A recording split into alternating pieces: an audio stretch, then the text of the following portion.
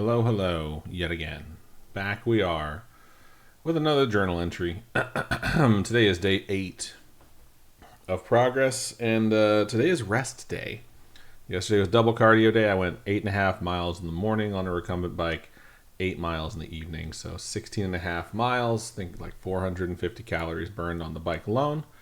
And I was pretty close. I think I actually might have been slightly under my calorie goal yesterday, so that was good. That was a good thing. I'm bringing up the HUD. Bloop. There we go. And yeah, I think overall, like I mentioned yesterday, I was trying to find the motivation to do the evening workout because cardio does kick my ass. Man, my hair is really fucked up. But I knew I needed to do it. Around 8:30, I was like, okay, I was late to my morning cardio, so that I needed a bigger gap, I think. I shouldn't even say a bigger gap. It's the same amount of time I usually space out my cardio. But that just happened to take me later into the evening. But that said, I did manage to get it done. So yesterday evening workout, cha-ching. We get credit for it. Today there is no workout. There's not going to be yesterday workouts for tomorrow. So still running a streak of no X's. Haven't missed a workout since we started 8 days ago, which is great. Rest days are definitely needed, but I'm feeling much better. Yesterday I felt really good. I wasn't hurting. I wasn't sore. When I lift, I feel sore after the fact. Feel a little bit sore the next day, but I think the protein shakes that I got are really doing the job because that first week I was really fucking hurting. So lots of things I can do there. I can extend my workout window so I don't have a rest day as frequently. I'm reluctant to do that to start because I am so out of shape that I am nervous if I push too hard I might hurt something. Pretty common actually for people, especially my age. I'm fucking 40. So what I also could do is add an extra cardio day. That could be something that I work on. So lots of opportunities now that I'm not feeling as sore. I could have my workouts just last longer. At this point, they last around 65, 70 minutes. 10 minutes of cardio to start, and then my workouts last between 55 to 60 minutes. But I could add in a few more sets, add in a couple more exercises, and target the same muscle groups. I'll probably keep things the same for the first 4 weeks. And then if I'm feeling like, okay, cool, maybe if my results start to plateau a little bit, I can amp it up and change it. But I think right now I'm feeling okay. So weighed in this morning. Was a little bit nervous that I would weigh in a little bit heavy because I did have a flat spot yesterday, and then my second weigh-in I was actually 0.8 pounds down. So I was thinking that might happen. Weighed in today, 1.8 pounds down. Again, not a typical result I expect to see, but realistically, someone as heavy as I am has a lot to lose. So a normal diet mixed with some exercise, especially doing two sessions of exercise a day, is yielding pretty positive results for me, which is great. And then my total weight loss right now is showing at around 14.8, which is cool. I haven't really noticed it aside from maybe some t-shirts. They're not as tight or snug on me. I'm not really worrying about my belly hanging out, but I still have a bunch of them where I do worry about that. So lots of work left to be done. And I will switch myself over to my share screen view so you can look at the tracked progress. I am at 349.2, which puts me below the 350 mark, which is great. Ghost Dunk, what up? Thank you. I will keep going. Also, great job yesterday. I'm afraid. I'm sad you didn't win, but you did a great job. So keep going on that, and I will follow you every step of the way. I've already had 4 meals today. I had my 9, my 11:30, my 2, and I just had my 4:30. Still have around 432 calories left. I've actually been doing really good about meals this time around. Like when I do this diet, I will struggle with like midday meals being too big and then not having a lot of calories for my dinner. But like I've been doing this thing where on my food info tab here, where I have just like foods that I love and I love to eat a lot of, I just have like info for quick reference so I can do quick math. And I'm just sort of tracking each meal rather than doing it here in the calculation and trying to remember what I had. In the morning, I'll have like basically the same thing. It's a cereal bar or a granola bar plus 2 Sargento mozzarella cheese sticks that are light that everyone else hates but me. They're only 50 calories though. So today I ran out. So I had a slice of mozzarella cheese, a cheese stick, and a granola bar that was 240. But instead of having really big meals midday, I have chips or pretzels or something like that as my 11:30 snack. 2 o'clock, I've been having either a salad or a sandwich. which keeps me low. Like the sandwich that I make is just 2 pieces of low-calorie bread, a slice of cheese, and then 2 slices of turkey. And those slices of turkey are thick boys because it's the turkey from Costco. But yeah, it would leave me with 530 calories. I was going to have pretzels, and I was like, you know what? I'm going to have a salad for dinner. 530 calories for a salad means I have to add on like a bunch of dressing and a bunch of other shit, and I actually don't even want to do that. So I was like, let me just spend some additional calories on my snacks. So I did fucking Cheetos, the crunchy ones, the original ones. That was 320 because it's 160 calories per 28 grams. Did 56 grams, which is a healthy size. It's like, it fills this bowl. This bowl is a nice little snack size bowl. Fills the whole thing. Take it nice and easy. And now I have 430 calories left for for my dinner. It says 432 over here because there's some odds and ends here that are not adding up. So 240, 260. Sandwich was not actually 250. Sandwich is 228. And that's why. So, but anyways. My salad is like, I get this giant mixing bowl. I fill it with romaine heart. Toss in some onions, which are both super low in calories. And even with like a full fucking giant mixing bowl of that, it's like 60 calories. 50 from the lettuce, 10 from the onions. And then I'll toss in usually like rotisserie chicken breast, or just like cooked chicken breast that's pretty low in calories, like 27.5 to like 35 calories per ounce. I'll toss in a few ounces on that. And then I usually top it off with some dressing, some really basic bitch dressing like balsamic vinaigrette or red wine vinaigrette. Something with a lot of flavor. It's kind of watery and low in calories. And today I'm like, you know what? That's only like a 250, 300 calorie meal. I could probably add on like crunchy onion strings or whatever they are, and those are pretty high in calories, and maybe just do a fattier dressing or just more dressing. Maybe toss in cheese. I usually do Parmesan cheese, like shredded Parmesan cheese. So it's basically a Caesar salad, but like without croutons. If I get the chance. So that's probably what I'll do for dinner tonight. But rest days are particularly hard for me because I don't have the workouts that are like eating up a portion of my day, like the prep, the workout, then the aftermath. And because of that, I'm just fucking hungry. Like all I think about is the fact that I'm actually hungry. So it hasn't really bothered me, the hunger, during my workout days at all. But the rest days are definitely the days where I struggle with the diet. But I'm doing okay. I'm locked in. So yeah. That's that fun portion of it. I'm going to continue to track the status. I am going to plateau.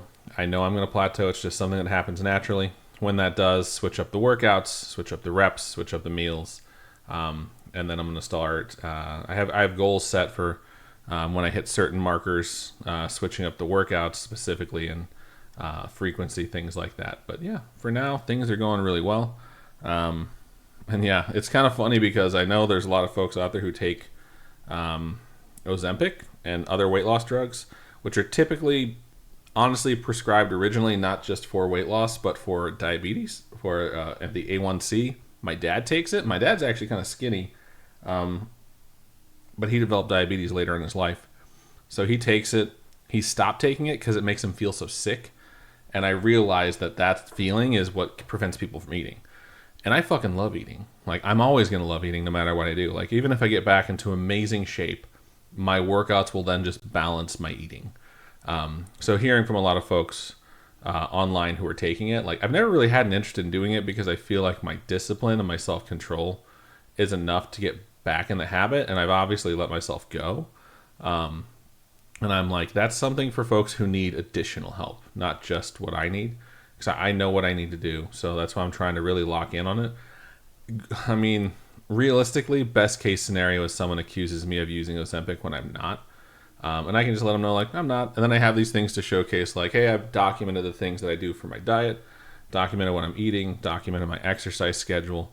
And if they don't believe me, they don't believe me. That's fine. There's so much shit out there in the world that's bullshit. It's hard to trust literally anyone, but I've done it before. Ghost Dunk, who's been in the chat here, he knows it. He used to do a lot of cardio at the same time I was doing cardio the last time I did this diet. Back then I was like 260, trying to get down to like the ideal weight the doctors were telling me, which was like 168. I got down as low as 173, and I could see my rib cage on my chest. And that's when I decided that all those charts that tell you what your weight should be based off your height are fucking stupid. My chest at my skinniest, when my skin was covering my ribs and you could see my ribs, my chest was still 42 inches thick. That's thick. Like, you can't do cave diving unless your chest is like 38 inches or less, or 36 inches or less in some cases. So I'm just that frame of guy. So I decided after that like maybe I could lose some more weight off of my tummy, but realistically that's going to be all diet and exercise as far as like what I eat, not necessarily how much of it. And I switched to lifting, and I got up to like 180, 185, looking very, very, very skinny, and people telling me that I was gaunt.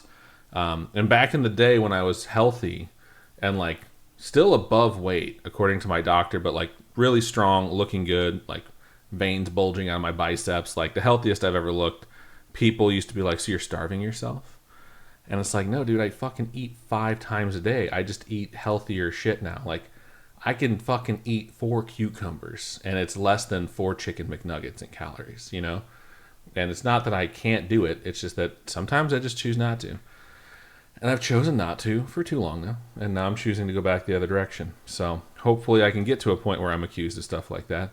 Because as of right now, like 15 pounds of weight loss for a normal person is a huge thing to celebrate. For someone my size, it is positive motivation to keep moving forward.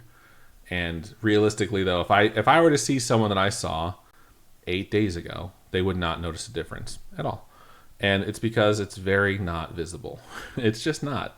And I don't even know where it would be located on my body. But it's good, and it's a great trend, and I'm just going to keep going. And I'm just bloviating and bullshitting because I actually am not doing this during my break at work. I'm doing this after I got off work today. And I'm actually taking off. I have my laptop open in front of me as I say that. All right, I need to close that. I had meetings from 7:30 until 3:30 today. So I'm confident that there's nothing left for me to prep for this big meeting tomorrow. And I feel pretty good about it. So yeah, that's where that stands. On a personal note, I haven't taken a lot of time off this year. My boss is a pretty awesome dude, and he let me know the end of November. There's just a certain amount of time people need to take off, and I need to fit in another week of PTO. So I took some days off around Christmas. Me and this guy that I work with who has the same title as me, we kind of split the duties because there's so much to do. We calibrated and we're like, hey, like, I'll take these days off, you take these days off. I think we can both have some time off around Christmas. That'll be really good. And then we found out that the entire company gets the entire week of Christmas off. And those are most of the days we selected. And I was just like, well, fuck me. So I asked for this Friday off, and it was granted. So I'm getting off this Friday. And then I come back into work on Monday and Tuesday next week, and then I am off. I'm off Wednesday. Let's check the calendar. I am off Wednesday the 17th until Monday the 29th. I'm basically taking that whole week. I didn't take off the 26th with the intention of coming back on this Friday just to see if there's anything that needs to be prepped for the big week, which is this week. It's when all our work comes in.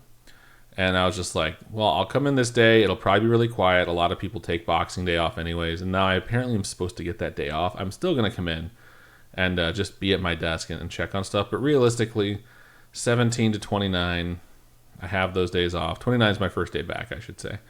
That's the most time I've taken off since I started this job, and probably the most time I've taken off in 4 or 5 years. I used to get a vacation. Like, I'd get this week at my last job.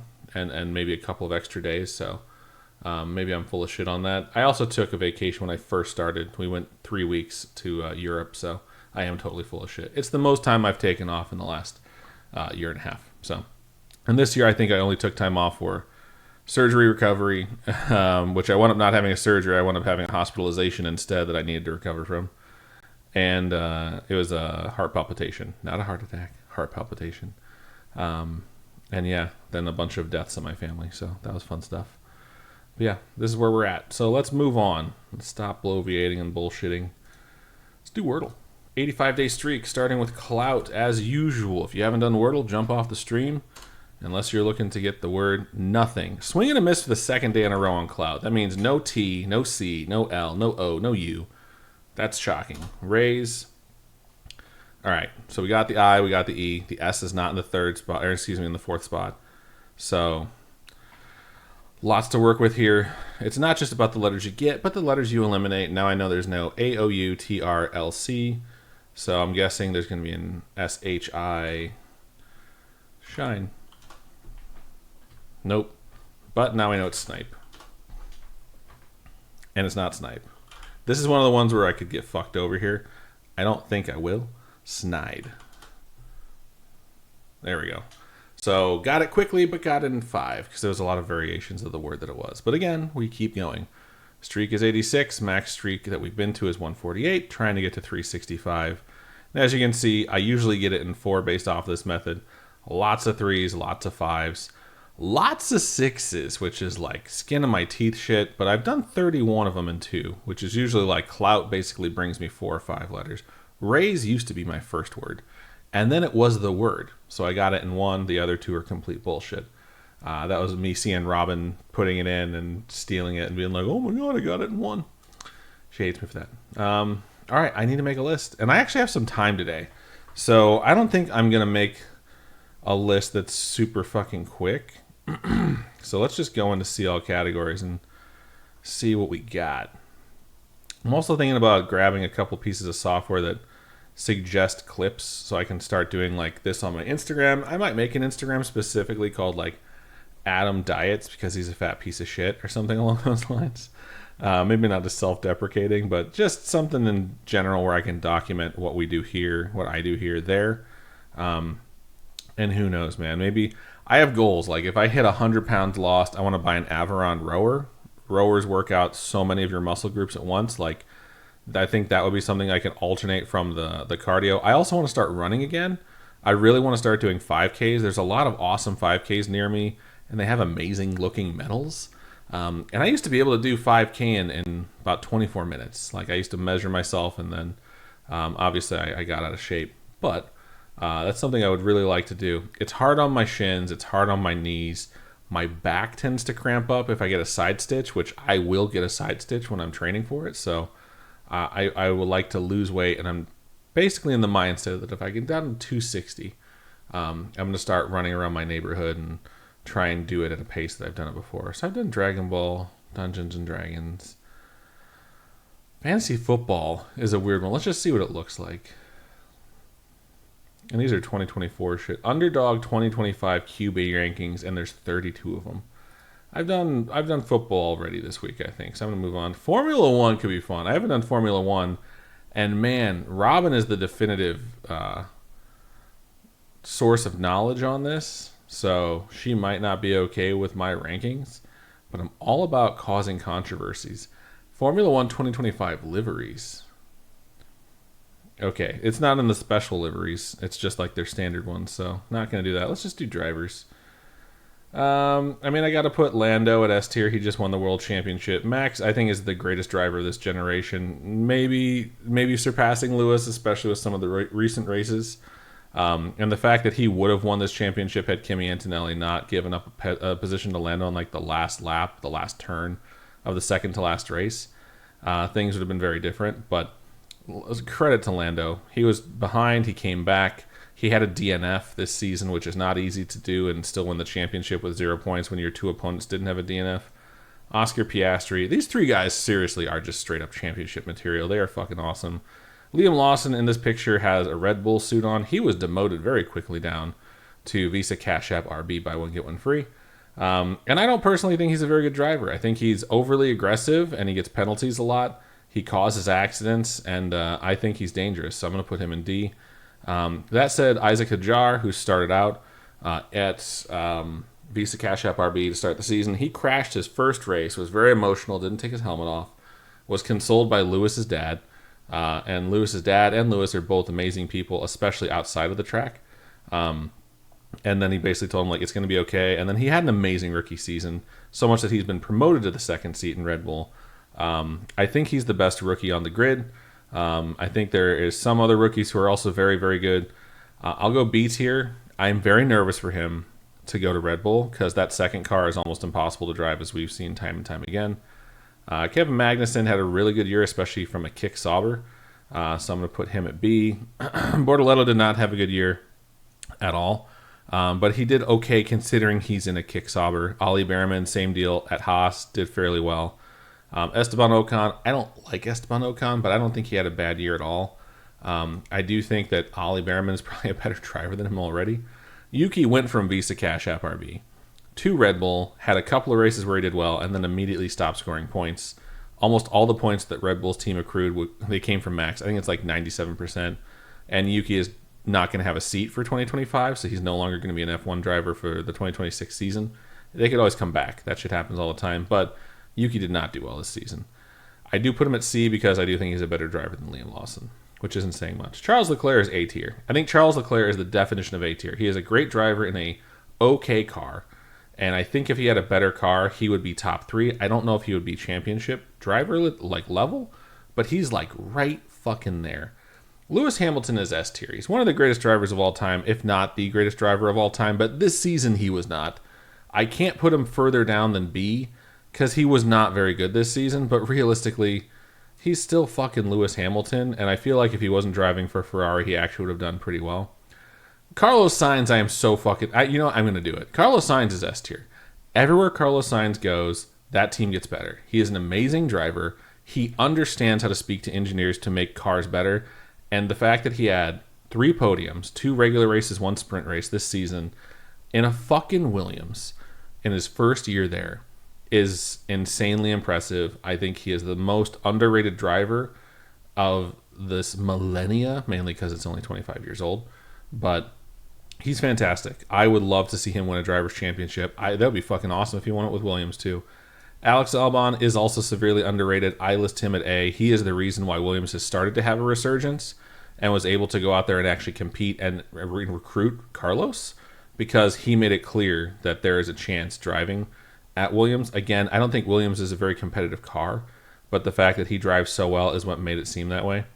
George Russell is another A-tier guy. He is a step away from championship material. I do not like George. I think George is a whiny little bitch a lot. I will acknowledge that he is a great driver. Kimi Antonelli, I think, is probably the most talented rookie. I don't think he lived up to what he likely would have expected from himself, considering he was driving a Mercedes, and that is a fast car. It's a good car, and it competes. He didn't have a bad season. He did not have a bad season, but I think he's very inconsistent, and it's something that will improve the older he gets. He's also extremely young, so not holding it against him. Fernando Alonso had a good season in a car that didn't have any adjustments made to it by Adrian Newey, despite the fact that he's now going to be the team principal over there at Aston Martin, which is turning into Audi next season. I think they're going to compete next season. He's old, but he's older than me, so that means he must be fucking old. And he's still a great driver. And you know he's a great driver because Lance Stroll is his teammate driving in that same car, and Lance Stroll barely made it out of Q1 every fucking race. So, down to the Alpine boys. Pierre is a great driver. I think he's proven that, especially in wet conditions when all the cars are basically equalized and there's no advantage, that he can do an amazing job driving. I don't think he's had great opportunities except that when he was with Red Bull, and obviously that second car is almost impossible to drive, and he still did fairly well while he was there. They cut him loose really quickly. I think this is Franco Colapinto. Not very good. Wouldn't put him as low as D tier, though. Maybe I will. I actually will. So, this is Lance Stroll. I don't know how to add a tier lower than D. He is a terrible driver. He is dangerous. He is ignorant. Moreover, he is simply someone who has his position because his dad owns the team. And it is super fucking annoying to me that a seat is taken up by essentially a spoiled rich kid who endangers the lives of other people when he's on the track because of his ego. And on top of all of this, he doesn't even fucking like driving.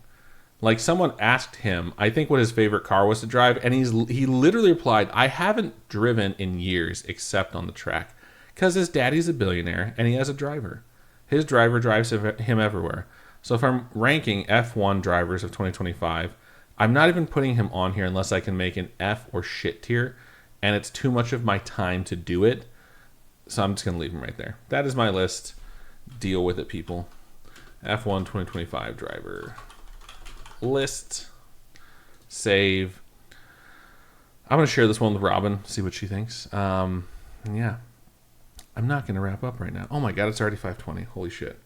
I've been on for 25 minutes. Maybe I am going to wrap up right now. I have some things I have to do. But, close that out. There's this game I downloaded. It's a demo called Quarantine Zone: The Last Check, where you check survivors to see whether or not they're infected.